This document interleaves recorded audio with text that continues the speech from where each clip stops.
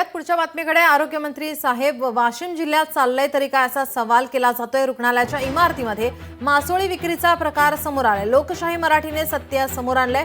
रिठाद येथील आयुष्यमान आरोग्य केंद्राचा पर्दाफाश करण्यात आलाय। आता तरी जिल्हा प्रशासन जागं होईल का असा सवाल आता केला जातोय।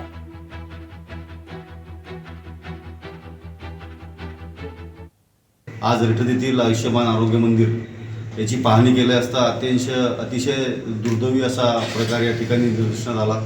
खरं तर ज्यामध्ये आपलं आरोग्य जपले जाते त्याचीच वास्तू 2 वर्षापासून कितपत पडलेली आहे आणि पूर्वीचा जो प्राथमिक आरोग्य केंद्राचा जो दवाखाना आहे तो 2-3 खोल्या असलेला असा दवाखाना आहे। त्या माध्यमातून एक नवीन वास्तू आयुष्यमान आरोग्य मंदिराच्या माध्यमातून निर्माण झाली, परंतु 2 वर्षापासून ही कितपत पडल्यामुळे या ठिकाणी कोणतीच नोकर भरती न झाल्यामुळे ही आरोग्य सेवा खोळंबलेली आहे। प्रशासनाला विनंती आहे लोकशाही न्यूज चॅनलच्या माध्यमातून की आपण लवकरात लवकर हा निर्णय घेऊन हे नोकर भरती करून ही रुग्णसेवा चालू करावी।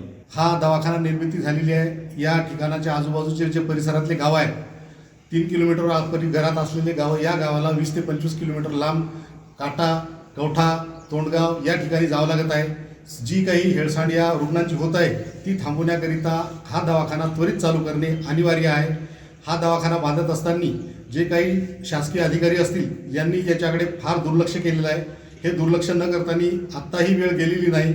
शासनाने हा दवाखाना ताब्यात घेऊन या ठिकाणी कर्मचाऱ्यांची भरती करून त्वरित जनतेला न्याय द्यावा। कित्येक दिवसापासून इमारत उभी असताना सुद्धा शासनाने तात्काळ नोकर भरती करून या दवाखान्यासाठी आरोग्यामध्ये लागणारे जे काही कर्मचारी आहेत त्याची पदभरती करून लवकरात लवकर या ठिकाणी हा दवाखाना सुरू करावा। लोकशाही मराठी ऐका, पहा, जागरूक रहा।